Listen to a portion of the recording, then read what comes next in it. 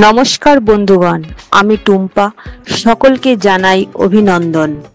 কলকাতা শহর অনেক মনীষীদের জন্মস্থান এবং কর্মস্থল হওয়ার গৌরব অর্জন করেছে। কলকাতা তাদের সকলের জীবন ও কর্মের সাক্ষী। প্রথমে আমরা স্বামী বিবেকানন্দের পৈতৃক বাড়ি দেখতে গেলাম। এই ঐতিহাসিক বাড়িটি এখন একটি সুন্দর ও আকর্ষণীয় মিউজিয়াম এবং সাংস্কৃতিক কেন্দ্রে রূপান্তরিত হয়েছে। এখানে দেখার মতো অনেক কিছু আছে।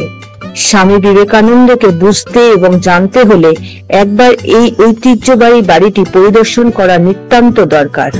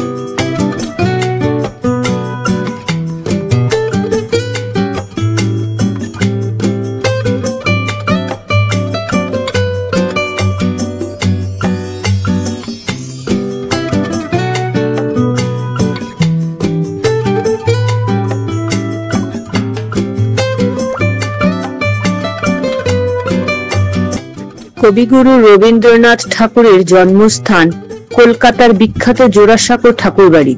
ঠাকুর পরিবারের ঐতিহাসিক রাজবাড়িটি দেখে আমরা মুগ্ধ হয়েছি। প্রতিটি বাঙালির হৃদয়ে জড়িত কবিগুরু রবি ঠাকুরের বাড়িতে যাওয়া আমাদের জন্য এক রোমাঞ্চকর অভিজ্ঞতা ছিল।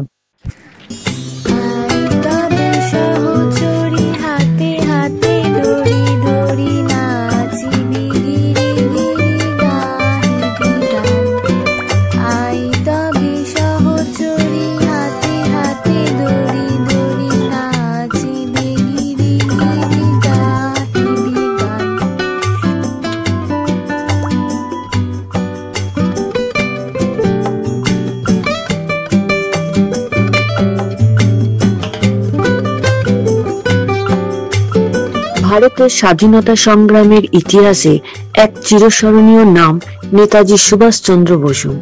কলকাতার নেতাজি ভবন সুভাষচন্দ্র বসুর পৈতৃক বাসভবন ছিল। দক্ষিণ কলকাতার ভবানীপুর অঞ্চলে অবস্থিত। এই বাড়িটি 1909 সালে সুভাষচন্দ্রের বাবা জানকীনাথ বসু তৈরি করেছিলেন। এখানে একটি জাদুঘর এবং একটি গ্রন্থাগার রয়েছে। 1941 সালে ব্রিটিশ সরকার কর্তৃক গৃহবন্দী থাকার সময় সুভাষচন্দ্র বসু এই বাড়ি থেকে বার্লিনে পালিয়ে যান।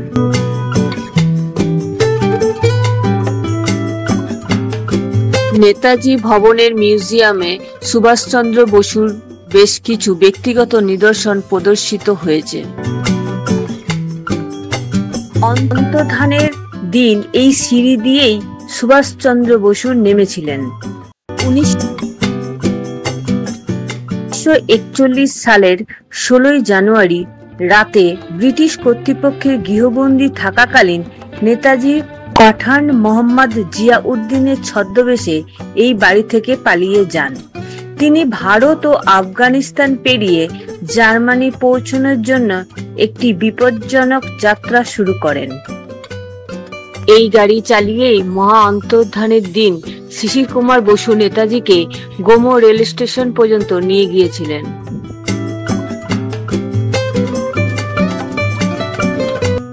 কবিগুরু রবীন্দ্রনাথ ঠাকুরের জন্মস্থান জোড়াসাঁকো ঠাকুরবাড়ি এবং স্বামী বিবেকানন্দের ঐতিহাসিক বাড়ি ও সুভাষচন্দ্র বসুর বাড়ি পরিদর্শন করে আমরা গর্বিত বোধ করলাম। কলকাতা এমন একটি জায়গা যেখানে বারবার যাওয়া যায়।